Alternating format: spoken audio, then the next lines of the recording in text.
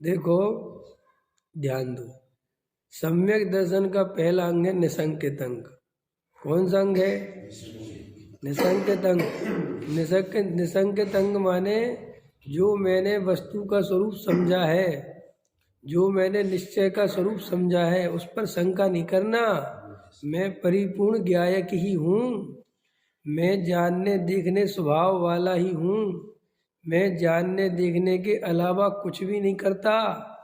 चाहे पर्याय में कितने ही स्वांग बनते रहे, चाहे पर्याय में कितने ही स्वांग दिखते रहे, कभी क्रोध का स्वांग, कभी मान का स्वांग, कभी लोभ का स्वांग, कभी मायाचारी के परिणाम, कभी खाने पीने के, कभी वासना के परिणाम, कभी जोड़ने के परिणाम, कभी लड़ने के परिणाम, कभी झूठ के परिणाम।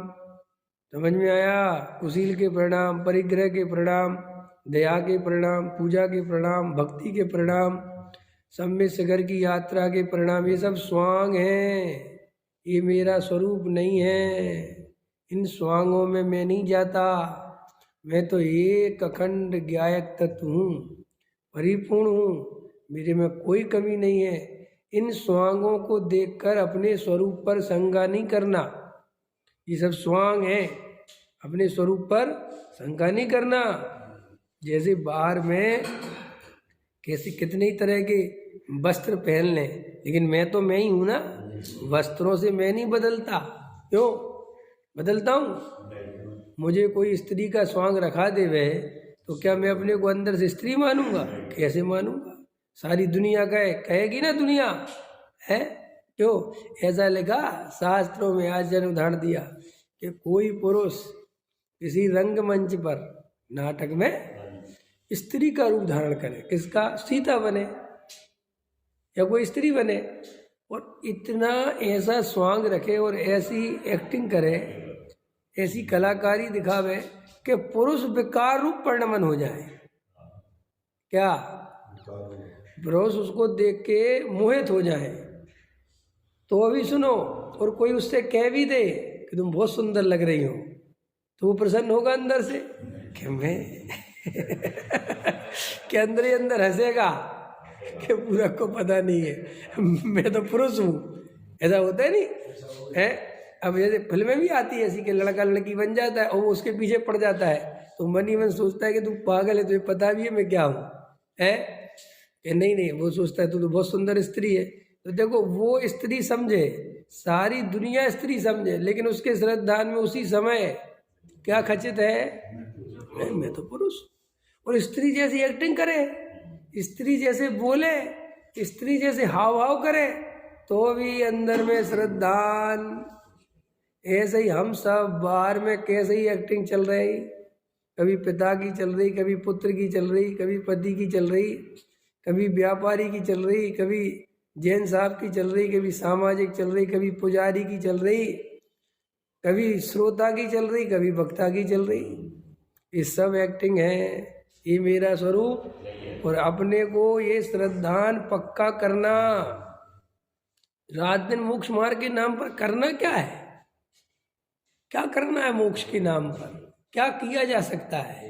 यही किया जा सकता है, यही मोक्ष मार्ग का उपाय है, और कोई उपाय मोक्ष मार्ग के नहीं है।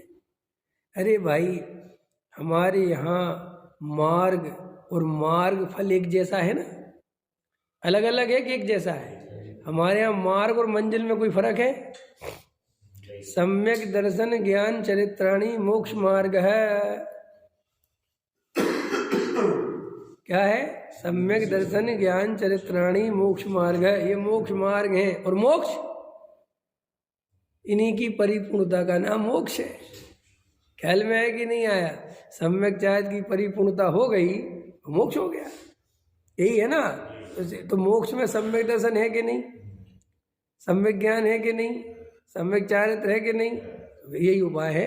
तो अपन को क्या कि यही उपाय करना है, और कोई उपाय थोड़ी है। नहीं समझ में? और कोई उपाय, लेकिन अपन ये उपाय छोड़ के बाकी सब उपाय करते हैं। मैं परिपूर्ण ज्ञायक हूँ, मैं जानने देखने वाला हूँ, मैं पर का करता धरता नहीं हूँ, जो होना है वो निश्चित है, यही तो श्रद्धान करना है। और क्या करना है? तो ये श्रद्धान करने के लिए हम जो कर रहे हैं वो करना है कहाँ? नहीं, आप सोच रहे पूजा पाठ भक्ति दया दान व्रत शील संयम आदि भाव, इनका सम्यक दर्शन से कोई संबंध है कि नहीं है? इनको उल्टा माने कि मैं इनका करता हूं तो सम्यक दर्शन और चला जाए। करता नहीं, पूजा करे तो अपने को करता माने तो नुकसान कर गई पूजा। बोलो, स्वाध्याय करे व्रत करे उपवास करे और अपने को उसका करता माने तो नुकसान हो गया। छह उपसम ज्ञान से अपने को बड़ा माने तो नुकसान कर गया। ये तो समझना ही पड़ेगा ना वस्तु का स्वरूप। दवाई है, अगर डॉक्टर ने कहा 1 ढक्कन पीना, 5 ml पीना, और तुम 10 ml पी जाओ 50 ml पी जाओ तो क्या होगा? मर जाओ। यार ये दवाई तो बचाती है ना।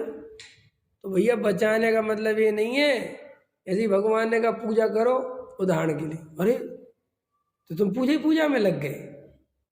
भगवान ने कहा स्वाध्याय करो, तुम स्वाध्याय में लग गए। अरे भाई क्वांटिटी और क्वालिटी समझनी थी ना, कितनी करनी है? नहीं समझ में आया कि पूजा हो रही तो 10 पूजा हो रही 5 पूजा हो रही कि ये भैया ऐसी पूजा कब करने को कहा था कि भगवान के रोज दर्शन करो? तो वे दर्शन ही में लगे हैं पूरे टाइम। नहीं, ऐसे ही श्री गुरु कहते जो व्यवहार है इसको व्यवहार ही जानना। तुम्हें सारी दुनिया व्यवहार से संबोधित करने वाली मिलेगी, इसका श्रद्धान मत करना भूल के भी। झूठा है ये श्रद्धान करना। मुझे किसी ने सेठ कहा है, ये 100% झूठ है। मैं कोई सेठ वेठ हूं ही नहीं, काहे का सेठ हूं? अरे मैं तो क्या एक भगवान आत्मा हूं। तो देखो ध्यान दो, मैं परिपूर्ण ज्ञायक हूँ। स्थापना करो मेरे में कोई कमी नहीं है, मैं पूरी तरह स्वस्थ हूँ, मेरे में कोई बीमारी नहीं, मेरे को कोई बीमारी होती नहीं। ये शरीर मेरा है ही नहीं, ये शरीर मैं हूँ ही नहीं, मैं तो इससे भिन्न हूँ। इस शरीर पर मेरा कुछ भी बस नहीं चलता, कुछ भी। ये हम दोनों ही किराएदार हैं। समझ में आया? क्या किराएदार समझ गए? इसका स्वामी कौन है? उद्गल। और मेरा स्वामी कौन है? मेरा ज्ञायक भगवान आत्मा। ये दोनों ही किसी की नहीं चलती। ये मेरे में नहीं चलती और मेरी इसमें नहीं चलती। हम रहते साथ में, मैं इतनी आत्मा में शरीर कुछ नहीं करता, शरीर में आत्मा कुछ नहीं करता। आत्मा के पुद्गल परमाणु में जैसा परिणमन होना है बिल्कुल वैसा ही होता है। तुम्हारे विकल्पों से उसमें कुछ नहीं होता। अगर विकल्पों से देह में परिणमन होता तो फिर ये देह ऐसी रहने देते तुम? कैसी है? कोई रहने देता? बोलो। अगर तुम्हें भी एक वरदान मिल जाए कि तुम अपनी देह को जैसे चाहो वैसे बदल सकते हो, बोलो क्या करोगे? क्या करोगे? रहने दोगे इस देह को? तुम बदल के इसकी चटनी बना दोगे? है बोलो तुम्हारे हाथ में कुछ नहीं है तो तुम शांति स्वीकार करते हो। क्यों नहीं होता? वरना तुम जो नाक है ना पहले थोड़ी लंबी कर दे, फिर कोई कहता है ये अच्छी नहीं लग रही, फिर थोड़ी पीछे करते, फिर बाल लाओ, फिर कोई कहता है ऐसे अच्छे नहीं लग रहे। तो ये क्या तुम्हारा पूरा जीवन कैसा हो जाता? नरक हो जाता कि नहीं? ये तो बहुत अच्छा है अपने अनुसार कुछ भी परिणमन, इसलिए तो तुम इतने शांति से बैठे हो। अगर सब तुम्हारे अनुसार परिणमन करने लग जाए तुम मर जाओगे मुफ्तई में। और क्या? मैंने कई दफे नहीं है उसके बावजूद भी लगे हुए उसके ऊपर लगे हुए हैं। सोचो होता तो क्या करते तुम?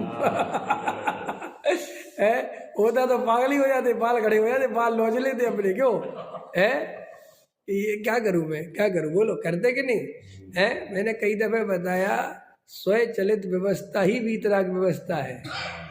कर्ता कर्म की व्यवस्था वीतराग व्यवस्था नहीं बन सकती।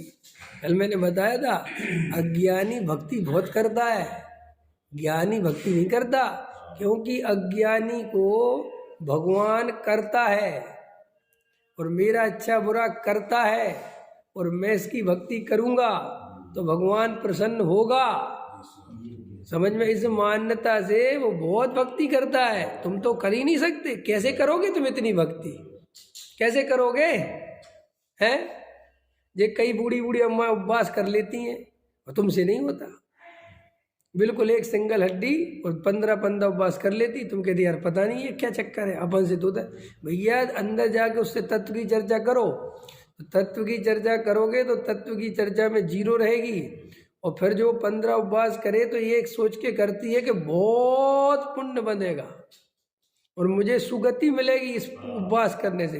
तो वो मजबूत हो गया ना, उसमें क्या बात है मजबूत होता है कि नहीं? अपने आप ताकत आ जाती कि नहीं आ जाती? बोलो। हम देखो ऐसे पार्क में नहीं जाते घूमने के लिए, कुछ करने के लिए। अभी अपन स्वस्थ है तो अपन कुछ नहीं करते, और अभी डॉक्टर कहते डायबिटीज हो गई आपको, कोलेस्ट्रॉल बढ़ गया। तो अभी हम जो रोज हल्ला मचाते थे कि हम 5 बजे नहीं उठ सकते, उठ जाते हैं ना लोग फिर 5 बजे, और फिर वो जाते पार्क में घूमने के लिए। तो अब उनसे पूछो कि जी कहाँ से आ गया, कि भैया अब अंदर भाव आया कि ये नहीं करूँगा तो देखो आ गई ना शक्ति। ऐसे ये व्रत उपवास आदि में भी शक्ति सामर्थ्य लगती है इस रूप में कि नहीं करूँगा तो नरक चला जाऊँगा, पुण्य मिलेगा, सामग्री बढ़ेगी। ये तो अज्ञानी को ये सब नहीं होता, क्योंकि ज्ञानी को अपने त्रिकाली ध्रुव ज्ञान भगवान आत्मा के अलावा कहीं कोई दम ही नहीं दिखती। तो वो तो अपने स्वरूप में रम गया तो उपवास हो गया, और अपने स्वरूप में नहीं रमा और रोटी खाने का भाव आया तो चला गया, बस इतना था। तो ज्ञानी के तुम कल्पना कर ही नहीं सकते कभी नहीं। इसलिए तो, और देखो ये कोई हम नहीं कह रहे, सर्वज्ञ देव ने बताया कि चौथे गुण स्थान में उपवास नहीं हो सकता। क्या बताया उन्होंने? बताया ना, हो सकता है कि नहीं हो सकता? चौथे गुण स्थान में उपवास कर सकता है कि नहीं? व्रत ले सकता है कि नहीं? अगर ले सकता होता तो वो कह देते कि इसका नाम असंयम नहीं, असंयत नहीं। उन्होंने कहा नहीं, इस गुण स्थान में नहीं हो सकता। तो फिर साहब ले तो लेते हैं कि भैया वो कसाय के कारण ही लेते हैं, वो आत्मा की अनुभूति के कारण नहीं लेते हैं, वो शुद्धोपयोग के कारण नहीं आया है। वो कसाय के, वो तो कसाय में ही आया है। भूमिका से ज्यादा व्रत तब करना भी तीव्र कसाय का लक्षण है। कि तीव्र कसाय माने स्वर्ग जाने की कसाय हो सकती है, पुण्य की चाय हो सकती है। नहीं समझ में आया, इसलिए कर सकता है खींच खाच के जैसे भी करे, लेकिन वास्तव में उसमें जो जीव अटकता है उसके धर्म दूर होता है। तो पहले निर्णय करो मैं परिपूर्ण ज्ञायक हूँ। अब देखो पंकज जी, मैं परिपूर्ण ज्ञायक हूँ, इसमें शंका नहीं करना। पर्याय में कितने ही स्वांग बने, शंका नहीं करना। शंका करना ही मत, निशंकित रहना। पहला अंग कौन सा है? निशंकित माने शंका करना ही नहीं। पर्याय में ऐसा लगेगा मैं, बार बार विकल्प आएगा, अरे ठीक है अब परिपूर्ण की बात है, निश्चय से तो है, लेकिन पर्याय में तो हालत खराब है। ये बात सोचते ही फिर पहले में आ जाओगे। देखो सन अभी 2017-18 की बात हो, ध्यान नहीं भी जो भी 18-17 डॉक्टर साहब और मैं, भारल जी, दादा, मैं गए सोनगढ़। तो मैं था, दादा थे गाड़ी में और दादी थी और पीयूष जी भी थे, 4 आदमी थे। तो पीयूष जी तो दादा से मैं ही बहुत बात करता हूँ, पीयूष जी तो अपने साथ में बहुत बात करता हूँ, करता था, बहुत ही लगा था उनसे। तो दादा से मैंने कहा ये जो सम्यक दृष्टि उपशम सम्यक होता है, ये बार बार गिर कैसे जाता है? चौथे से पहले में कैसे आ जाता है? उपशम सम्यक वाला मैं सम्यसन हुआ, सम्य सीधी बात, सम्य दृष्टि मिथ्या दृष्टि कैसे हो जाता है? क्या कारण है? कि भाई वो जो कारण लिखा है शास्त्र में को उसके मिथ्यात्व का उदय आ जाता है। ये हमें पुरुषार्थ की तरफ से बताओ, ये तो निमित्त की तरफ से कथन है। पुरुषार्थ में क्या कमी होती है बता। तो दादा ने क्या बताया, जैसे अपन ने घर के मकान का ताला लगाया और आधे रास्ते में शंका हो गई कि ताला लगाया है कि नहीं लगाया है। तो ताला तो लगा हुआ है, लेकिन वो शंका इतना बेचैन कर देती है कि जब तक आके लौट के वो देख ना ले, है ना, समझ में आया? तो उसे वो बस ऐसे ही क्या होता है कि अपने भगवान त्रिकाली परिपूर्ण ज्ञायक हूँ, जानना देखना मेरा स्वभाव, ऐसा निशंकित हुआ। लेकिन शंका हो गई कि मैं काय का परिपूर्ण हूँ, अभी मेरी हालत तो क्या चल रही है, अभी तो मेरे बहुत के भाई ये होते ही वापस कहाँ गया, पर्याय दृष्टि हो गई, वो परिणाम की दृष्टि हो गई। अथवा परिणाम को बदलने का भाव आ गया। ख्याल में है कि नहीं है? वो परिणाम, ये परिणाम अपन क्या होता है देखना, ध्यान से देखना, जब अपने अनुकूल परिणमन चलता है तब अपन अकर्ता मानने को राजी रहते हैं। कैसे? जैसे तुम्हारे अच्छे शुभ भाव के परिणाम चल रहे हैं, स्वाध्याय भी बढ़िया चल रहा, ठीक है, और तुम्हारे काम भी बढ़िया होते जा रहे हैं, तो मैं सोचता और भैया कैसे चल रहा है? अरे बहुत बढ़िया चल रहा है। आगे अपन तो करता धरता है ही नहीं जी, कोई किसी का है ही नहीं, जो होना है सो तो निश्चित है। अब ये अभी जो तुम्हारा जो ये आनंद चल रहा है, अब देखना ये अभी करता नहीं आ रहा, अब उल्टा करो, अब तुम्हारे काम बिगड़ गए और तुम्हारे किसी निमित्त से बिगड़े। निमित्त से बिगड़े माने कि भाई उसने तुम्हारा काम बिगाड़ दिया, तो फिर अपन कहोगे और क्या चल रहा है? अरे यार भाई साहब किसी को समझ में नहीं आती, बताओ उन्होंने हमारा सारा काम बिगाड़ दिया। कि अब आकर्ता क्यों नहीं दिख रहा? पकड़ में आए कि नहीं? वो आकर्ता हमें जब तक दिखता रहता है जब तक हमारे मन का होता रहे, क्योंकि हमें क्या लेना देना भी करता करता है, काम हो रहा है ना अपना। और जब काम बिगड़े और जब अपने अनुसार नहीं चले, परिणाम बिगड़े, तो एकदम बिफर जाता है। अरे इनके चक्कर मेरे परिणाम भी बिगड़ गए, इनने मेरा ये काम बिगाड़ दिया, ये मुझे जीने नहीं देंगे, एकदम। पर कोई नहीं, क्या अपन कहा अरे ये भी तो होने योग्य था, क्या सोचना, जैसे तुम तब मस्त थे ऐसे हम मस्त रहो है। तो वहाँ जब गहराई में जाके देखो तो ये पुण्य की सामग्री के ही उसमें हर्षित होता रहता है। पुण्य का परिणमन चलता रहे तो अत्यंत प्रसन्न रहता है और बोलता है, क्योंकि आत्मा सुन लिया है तो उसको आत्मा से कनेक्ट कर लेता है कि मैं तो जी अपने आनंद में आत्मा से सुखी हूँ। सुखी आत्मा से नहीं है कि क्यों? कि जब तेरे जरा से विपरीत परिणमन होता है और तू बिल्कुल अस्त व्यस्त हो जाता है, तो भैया तेरे अंदर इतनी स्थिरता क्यों नहीं आई, इतनी शांति क्यों नहीं रही? तो सम्यक दृष्टि से मिथ्या दृष्टि कैसे होता है कि वो करता देख लेता है कि करना तो पड़ेगा जी, करे बिना तो नहीं होगा जी, फिर वो मिथ्या दर्शन हो। क्या करना तो पड़ेगा, दुकान तो जाना पड़ेगा, घर गृहस्थ ऐसा नहीं है भाई साहब, घर गृहस्थी दिमाग लगाना पड़ेगा। वो परिणाम आ गया, वो अंदर श्रद्धा के लेवल पे टच कर गया। चारित्य मोह के लेवल पे चलता रहे कोई बात नहीं, लेकिन वो श्रद्धा के लेवल पे टच हुआ और करंट लगा। समझ में आया कि नहीं? ऐसे होते ना, तारों का काम कर रहे तुम, करंट के तार का, वो बिल्कुल तार बिल्कुल बिल्कुल पास में है, ठीक है ना, बिल्कुल वो तुम वहीं काम कर रहे हैं, लेकिन जब तक तुम्हारा उससे टच नहीं होगा तब तक करंट नहीं लगेगा, चाहे तुम कितना ही काम करते रहो। लेकिन वो जरा सी जो दूरी है ना, बाल बराबर, वो दूरी पूरी होते ही करंट लग जाएगा। अथवा समझ लो लाइट जल जाएगी या बुझ जाएगी, कुछ भी ले लो उदाहरण के लिए। ऐसे श्री गुरु कहते हैं चारित्य मोह के लेवल पर कितने ही अस्त व्यस्त होते रहो, कितने ही बिल्कुल मैं कह रहा हूँ बाल खड़े हो जाए, परेशान हो जाओ, तो वो भी श्रद्धा के लेवल पर मैं परिपूर्ण ज्ञायक हूँ, मेरे में कोई कमी नहीं, मेरा जानना देखने के अलावा कोई कार्य नहीं, वो श्रद्धा के लेवल पर ज्यों का त्यों बना रहना चाहिए।